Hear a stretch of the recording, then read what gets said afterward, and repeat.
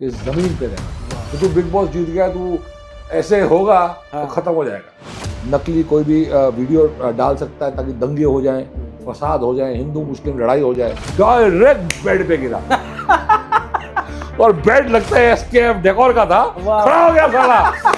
ये मतलब ये क्या हो गया भाई? हम उससे बात करने की कोशिश कर रहे हैं, भाई भाई, अरे वो बात ना करे, सडनली दरवाजा खुला।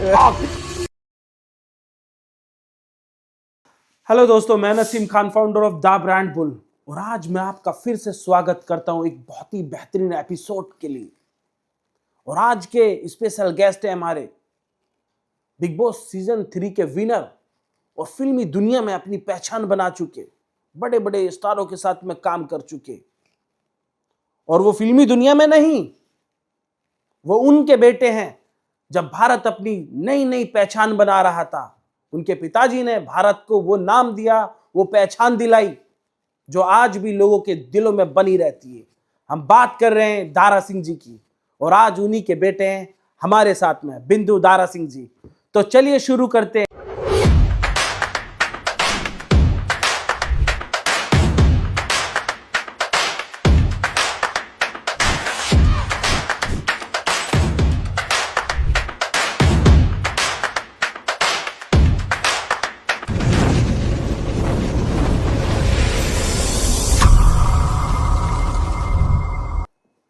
भाई जी, आपसे पहले मैं आपकी जिंदगी के वो कुछ पल जानना चाहता हूं जो संघर्ष में आपने गुजारे हैं और कैसे इतना सक्सेस पे आप पहुंचे हो। मैं हूँ बिंदु दारा सिंह और मैं आज आया हूँ the brand bull talk show में। तो संघर्ष तो सबकी जिंदगी में आता है भाई जी। तकलीफ के बगैर ऐसा नहीं होता। जिंदगी ऐसे है, फिर ऐसे है, फिर ऐसे है, फिर ऐसे है। तो सबकी लाइफ में आता है। बहुत बार तो नहीं आया, एक आध बार संघर्ष करना पड़ा। स्पेशली जैसे हमारे ऊपर एक फॉल्स केस लगा दिया था, आईपीएल का नकली केस आया था हमारे ऊपर। अच्छा। तो जब वो ऐसा कुछ होता है तुम्हारे साथ, तो सब लोग डर जाते हैं कि यार ये किधर कोई सच तो नहीं है। अच्छा। तो जब लोग डरते हैं तो वो फोन है जो बजने बंद हो जाते हैं। अच्छा। हाँ। काम वाम आना बंद हो जाता है। लेकिन जब आपने ऊपर वाले का नाम लेके सच बोलने की कसम खाई है, तो कोई रोक नहीं सकता आपको। बिल्कुल सही। तो वो एक 2-4 महीने की बात होती है। 2-4 महीने तक जब टेंशन आती है, उसके बाद वापस ठीक हो जाता है, बिकॉज सबको पता है बिंदु सच बोलता है। तो एक चीज याद रखना जिंदगी में कि जब भी हार्ड समय आएगा, उसके थोड़ी ही देर बाद अच्छा समय आने वाला है। क्या बात है। तो आपको वो जो हार्ड समय आ रहा है, गिव अप नहीं करना, नेगेटिव नहीं सोचना, डिप्रेशन में नहीं जाना। क्या बात। क्योंकि अगला पल ऊपर वाला देख रहा है, चेक कर रहा है आपको। हर पल वो देख रहा है। उसको आप कोई भी नाम से बुला लो, अल्लाह बुला लो, जीसस बुला लो, राम बुला लो, रहीम बुला लो, जो मर्जी बुला लो, और गॉड है और वो देख रहा है। और सिर्फ वो ही जानता है कि हमारे दिल में क्या है, बाकी किसी को नहीं पता चलता। बात बिल्कुल सही है। ये बात आपने बिल्कुल 100% सही बोली है। जब कोई फॉल्स केस या कुछ भी ऐसा आ जाता है, आधे से ज्यादा लोग उसको रियल समझ बैठते हैं। आजकल वो बहुत ही प्रॉब्लम है। ये जो फोन है, इसमें आर्टिफिशियल इंटेलिजेंस आ गया है। किसी का भी वीडियो बाहर आ सकता है, नकली कोई भी वीडियो डाल सकता है ताकि दंगे हो जाएं, फसाद हो जाए, हिंदू मुस्लिम लड़ाई हो जाए। तो आप सबको बच के रहना है। ऐसे कभी भी जिंदगी में किसी को ट्रस्ट नहीं करना, बिकॉज कोई भी वीडियो बना के कुछ भी डाल सकता है। आपको पता ही नहीं चलेगा ये वीडियो ही नहीं है, एक कंप्यूटर के साथ बना के उसने भेज दिया। तो ये चीजों से बचना है, किसी के भी बुलावे में भड़कावे में आना नहीं है, भाईचारा बना के रखना है। हम सब एक हैं, भाई भाई हैं। क्या बात है। दूसरा सवाल, आपने फिल्मों में कैसे, फिल्मी दुनिया में कैसे कदम रखा है? मतलब क्या सोच करके, क्या चीज? जब मैं छोटा सा बच्चा था, मुझे तो लगता है 1971 की बात है, आप लोग सब तो पैदा नहीं हुए थे। जी जी। तो 1970 में मेरे डैड ने मुझे बोला, बिंदु तैयार हो जा, हम एक पिक्चर बना रहे हैं, नानक दुखिया सब संसार, उसमें तू मेरा बचपन का रोल करेगा। और अन्नू, जो मेरा छोटा भाई अमरीक, वो दूसरे भाई का बचपन का रोल करेगा। तो हम दोनों भाई पंजाब में जाके हमारे गांव में हमने शूटिंग की। प्राण साहब थे उसमें, पृथ्वीराज कपूर जी थे, बहुत बढ़िया सुपर डुपर हिट फिल्म थी।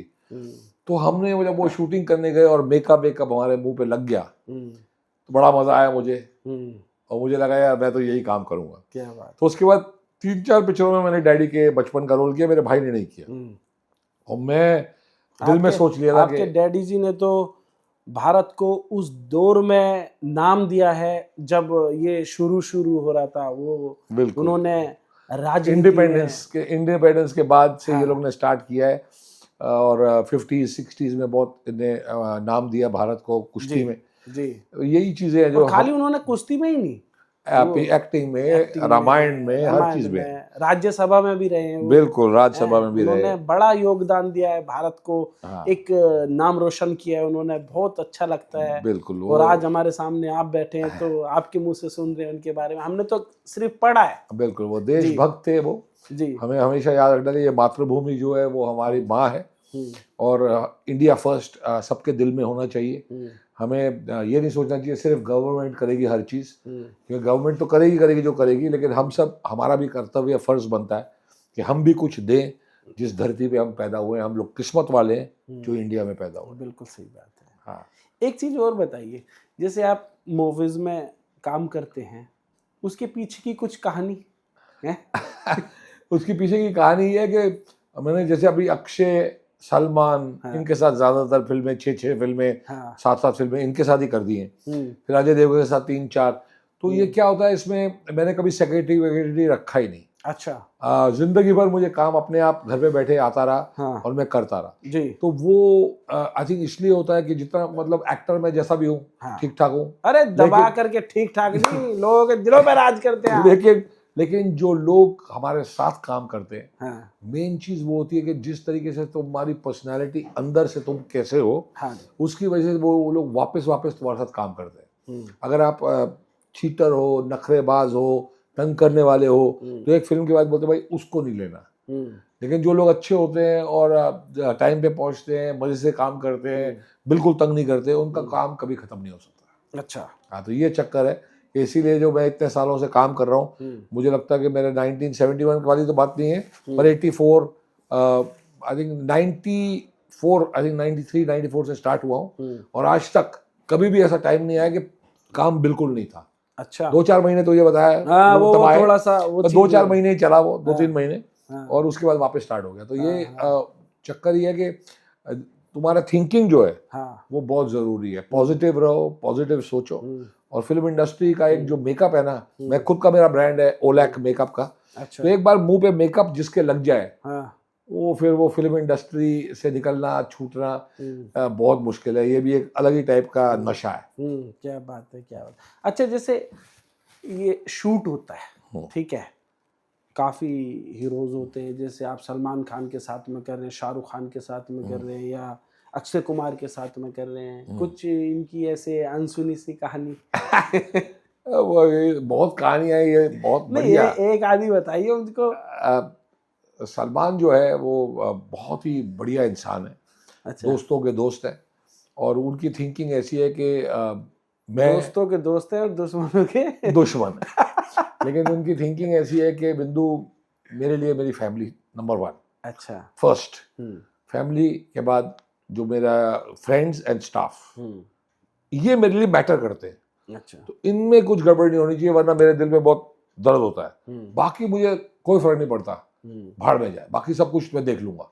तो वो बहुत स्ट्रांग लड़का है, लेकिन वो इनके लिए बहुत, इनके प्रति बहुत वीक है। अच्छा। ये जो 3 लोग जो मैंने आपको बताए, तो इनके साथ कुछ रॉन्ग नहीं होना चाहिए। खुद के ऊपर हो जाए चलेगा, इनके ऊपर कुछ ना है। वो एक बार और बता दो कि इनके ऊपर मम्मी डैडी ऐसे टाइप के। अच्छा। लड़कियां वड़ियां कोई नहीं है, गर्लफ्रेंडों की बात नहीं कर रहा मैं।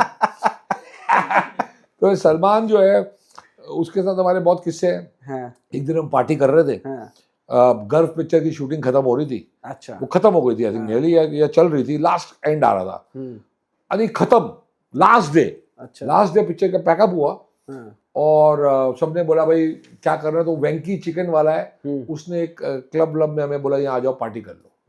तो वहाँ चले गए, वहाँ पार्टी करने चले गए। तो सोचो अब मैं कितना हूँ और कितने किलो का हूँ और सलमान भाई कितने हैं।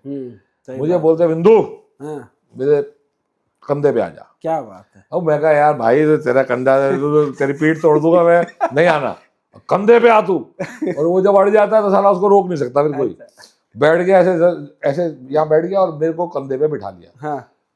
और गाना स्टार्ट हो गया अच्छा। और वो गाने पे डांस कर रहा है। अच्छा। अब गाना कितने मिनट का होता है? 2-3 मिनट का तो होता है। हाँ, सही बात है। 3 मिनट हो गए तो मैं अपने दिमाग में मेरे चल रहा, अरे इसकी पीठ को कुछ हो गया तो इंडिया मुझे माफ नहीं करेगा, इसके फैंस साले मेरा करियर खत्म कर देंगे, मेरी जिंदगी बर्बाद कर देंगे साले, भाई उतार।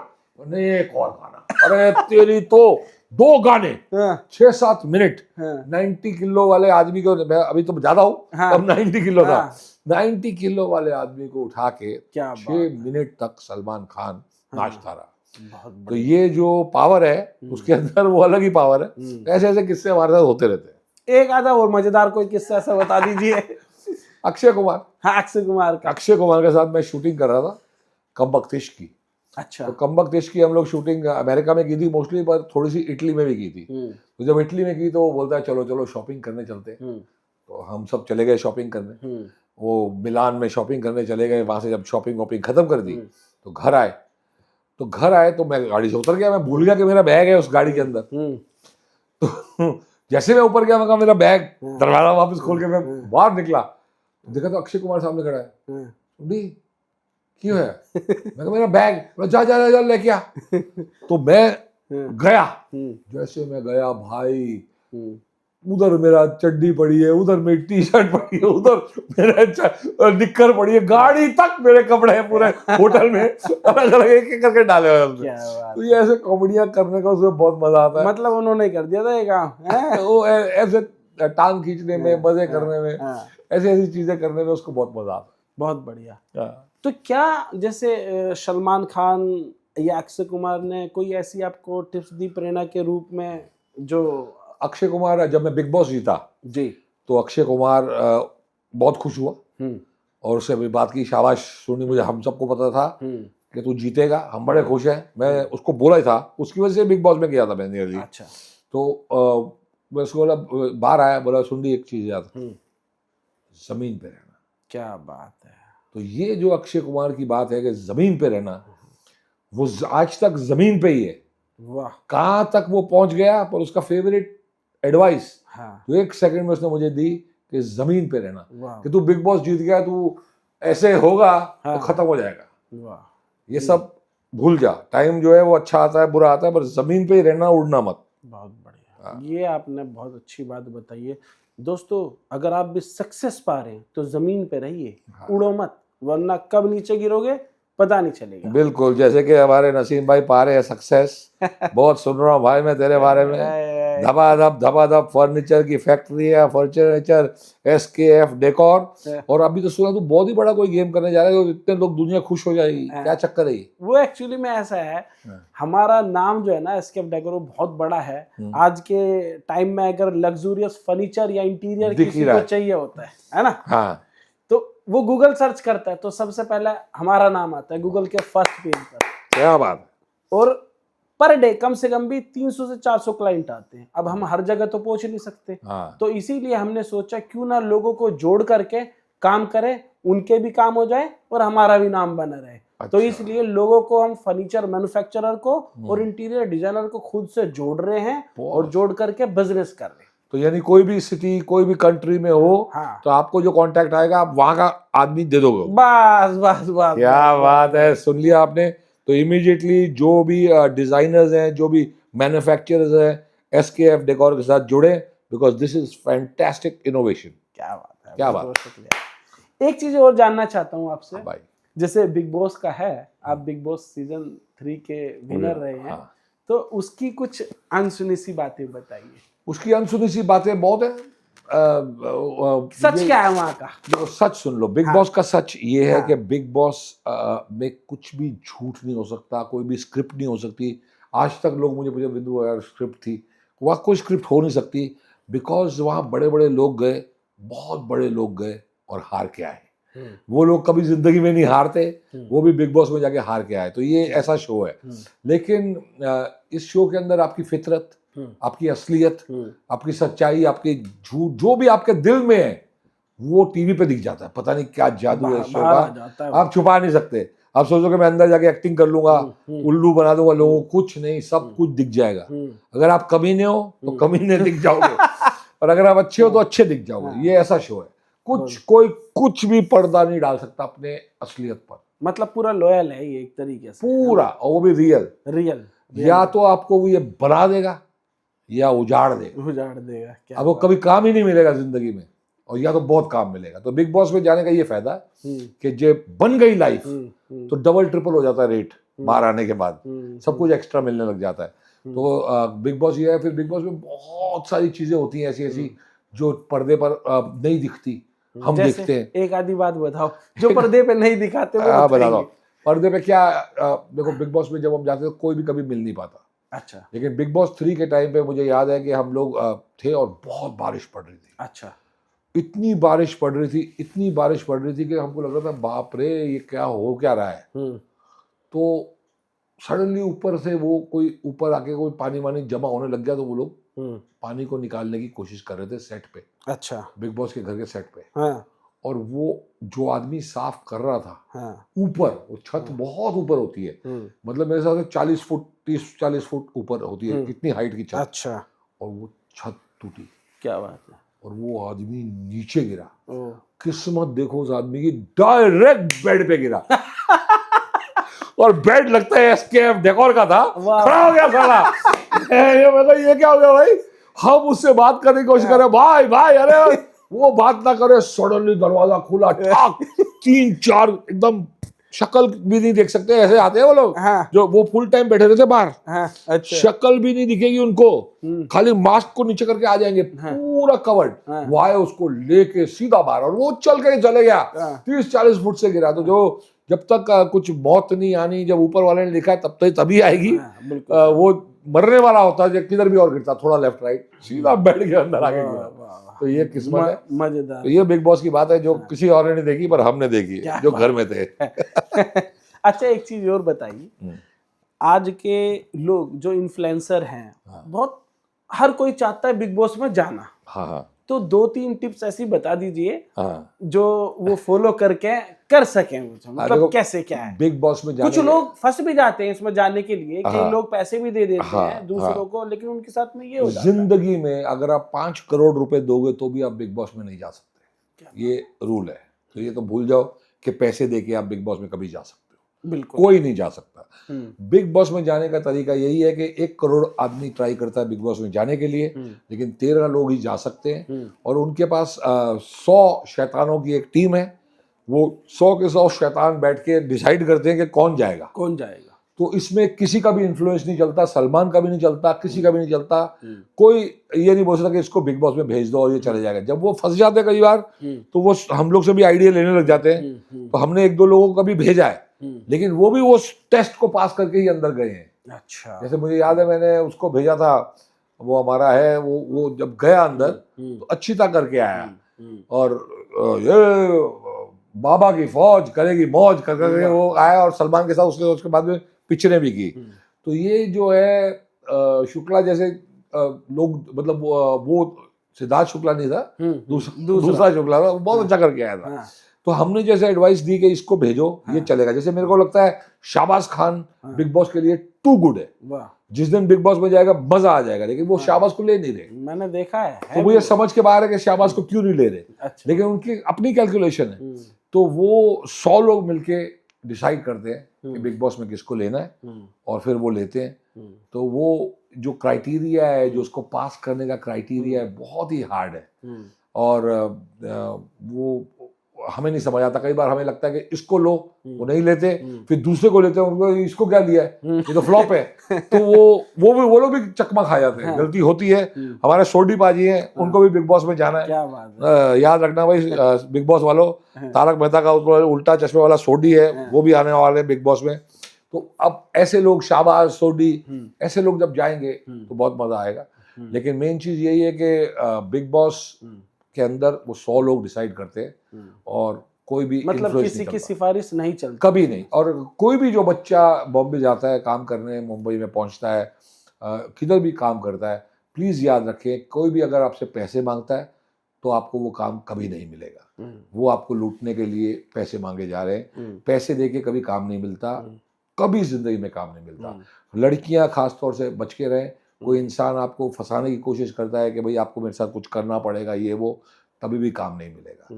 तो काम अपने नसीब में लिखा होगा तो मिलेगा मिलेगा, आपकी मेहनत से, कड़ी मेहनत से मिलेगा, और कोई तरीका नहीं। जैसे आपकी एज, आपका तजुर्बा, आपकी नॉलेज, आपका वो ज्ञान, और आपने वो दुनिया घूमी है, उस नज़रिए से आज का यूथ बहुत अनएम्प्लॉय है, कोई ऐसी टिप्स जो वो अपने रोजगार पर, अपने जॉब पर पूरा ये लगा सके? बिल्कुल, देखो मैं तो अभी 61 ईयर्स का हो गया हूँ। जी। मैं अब देखता हूँ कि जो यूथ है वो बहुत फास्ट डिस्ट्रैक्ट हो जाता है, ये मोबाइल फोन की वजह से, ये रीलें देखने की वजह से, पता नहीं किस चीज की वजह से, लेकिन वो काम पे लगते हैं और थोड़े दिनों बाद वो लगता नहीं नहीं ये काम मेरे लिए ठीक नहीं है, दूसरे पे जंप मार देते हैं। फिर लगते हैं ये काम मेरे लिए ठीक नहीं है, वहां जंप मार देते हैं। तो जब आपने कुछ डिसाइड किया है कि भाई ये काम मैंने करना है, तो उसमें आप फिर जान लड़ा के कंसंट्रेशन से उसको करो। ये बिकॉज ऑफ ये सोशल मीडिया, ऑनलाइन ये सब फुल टाइम रहने से इनकी जो शक्ति है ना एक काम में चिपक के करने की, वो खत्म होती जा रही है। तो काम भी बहुत बदल रहे हैं, पहले की तरह नहीं रहा, देश भी बदल गया है, बिल्कुल। अलग अलग टाइप के काम आ रहे हैं। तो जैसे हम पहले सोचते थे कि भाई यही काम करना है, या तो आपने इंजीनियर बनना है, डॉक्टर बनना, नहीं, ऐसा नहीं है, करोड़ों और काम रोज नवे आ रहे हैं। तो जो यूथ जो है हमारा बहुत ही टैलेंटेड है। इंडिया का जो यूथ है, जो बच्चा है, वो हमसे बहुत ऊपर है। क्या बात है। लेकिन इनका फ्यूचर भी बहुत अच्छा है, पर ये जो इनके अंदर वो डेडिकेशन और जो एक फास्ट इनका जो दिमाग इधर उधर हो जाता है, उस पे इन्हें काबू पाना पड़ेगा, थोड़ी सी मेडिटेशन करनी पड़ेगी, कुछ करना पड़ेगा, मोबाइल से थोड़ा दूर रहना पड़ेगा, बिकॉज इनका जो ब्रेन है वो हमसे बहुत ऊपर है। इंडिया का फ्यूचर बहुत स्ट्रांग है। मतलब आपके कहने का मतलब ये है, अगर एक ट्रेन में चल रहे हो तो एक ही में जाओ। बिल्कुल, और उसमें आप मास्टर करो, और उसमें आप नाम कमाओ, और उसमें आप आगे बढ़ो, और एटलीस्ट 1 साल 2 साल तो दो। 2 साल अगर आपको लगता है 2 साल 3 साल में नहीं हुआ, फिर आप जब मार रहे हो, समझ में आता है 2 3 4 से 6 महीने में ये लोग को इधर से उधर जाना है। तो मुझे लग रहा है ये कर क्या रहे हैं बच्चे। तो प्लीज अंडरस्टैंड कि जब भी आप कोई काम जो आपको लगता है कि मेरे लिए राइट है, फर्स्ट ऑफ ऑल तो मैं पेरेंट्स से भी कहना चाहता हूँ कि प्लीज अपने बच्चों को जबरदस्ती करके कोई भी काम में मत डालो, बिकॉज ये जो बच्चे हैं ये अलग है, हमारे जैसे नहीं है कि जो दुकानदार का बच्चा है तो दुकान पे बैठेगा, इसका बच्चा है तो उस पर बैठेगा। आजकल के बच्चे अलग हैं, और जो करना चाहते हैं उन्हें वो करने दो, और उन्हें पूरा मौका दो। और बच्चों, आप लोग के लिए भी यही एडवाइस है कि please follow your heart, then do, पसीना खून सब बहा के उस काम में आप हुनर पाओ और नंबर 1 हो जाओ। क्या बात है। एक लास्ट सवाल। हाँ, जैसे इंस्टाग्राम पर आजकल लोग हैं, इन्फ्लुएंसर हैं, उनके लिए क्या कहना चाहते हैं? वो थोड़ा सा होते हैं अपना आपको बचना पड़ेगा, क्योंकि सारे इन्फ्लुएंसर हो गए। हाँ। भाई इन्फ्लुएंसर का वो मतलब है कि अगर आप बोलते हो मैं इन्फ्लुएंसर हूँ, हाँ। और आप मुझे प्रोडक्ट्स दो, और मैं उसकी रील बनाऊंगे, तो आपको भी समझना पड़ेगा कि अगर आपकी वजह से वहाँ जो आदमी काम कर रहा है उसने आपको रील के लिए दिया और आपने कुछ किया और उसको फर्क पड़ा, उस दिन आप इन्फ्लुएंसर हैं। वो आपकी रील को आप बूस्ट करके 15-20 लोग की गैंग बना के एक दूसरे को भेज रहे हो, तो you are not a influencer, you are a fraud. तो be careful, become an influencer. We need lots and lots of influencers, लेकिन चीटिंग से नहीं, हार्ड वर्क से, डेडिकेशन से, कुछ इनोवेशन से। जब आप कुछ डालें तो लोग देख के उसे देखना चाहें, वो अगले का सामान बिके, तब मुझे समझ में आता है कि आप इन्फ्लुएंसर हैं। बहुत सारे इन्फ्लुएंसर हैं, अभी यूट्यूब ने कमाल कर दिया, उनके घर भी चल रहे हैं, काम भी चल रहा है। तो ऐसे ही बढ़ते जाएंगे बच्चे, तो ये भी एक फुल प्रोफेशन हो गया है, बहुत बड़ा प्रोफेशन हो गया है। एंड इसमें जो बच्चे अच्छी तरह कर रहे हैं, हैट्स ऑफ टू ऑल। जो लोग नहीं चल रहे, थोड़ा और टाइम दो, 1-2 साल और दो, जान लड़ाओ, और उसके बाद नहीं चले तो कोई और काम में आओ। बहुत बढ़िया, बहुत अच्छा लगा भाई जी। बड़े भाई हैं आप हमारे, आपसे बात करके, आपके तजुर्बे, आपकी नॉलेज बड़ी ऊंचे लेवल की है। और आपका बात करने का स्टाइल, आपका समझाने का स्टाइल, ये भी एक बड़ा डिफरेंट है। एज के साथ आदमी को काफ़ी चीज़ें आती जाती है, तो ये तो तजुर्बा सबके पास आएगा, सारी जिंदगी लाइफ है, सबने आना है, सबने जाना है। लेकिन तू जो दुबई, अबू धाबी, इधर उधर, कुवैत, शारजा, ऑस्ट्रेलिया, हर जगह पहुंच गया, वेल डन। हार्ड वर्क जो है वो किधर भी लेके जा सकता है। अलग अलग बुलंदियों तक जी। लेके जा सकता है। तो ऊपर वाले की मेहर तेरे पर बनी रहे। जी जी लव यू। आप देख रहे हैं हमारा show brand bull show. Like करें, शेयर करें, सब्सक्राइब करें। एंड जो भी कुछ भी ये इंटीरियर्स और फर्नीचर में है, डोंट फॉरगेट SKF डेकोर को इमीडिएटली फॉलो करो और उनके साथ लिंक करो और उनके साथ क्या है, यानी एक पार्टनरशिप टाइप करो। पार्टनरशिप। Good luck. दोस्तों ये थे हमारे बड़े भाई बिंदु दारा सिंह। छोटा भाई समझते, इनका प्यार देने का तरीका ही कुछ इस तरीके से है। Love you. मिलते हैं अगले एपिसोड में।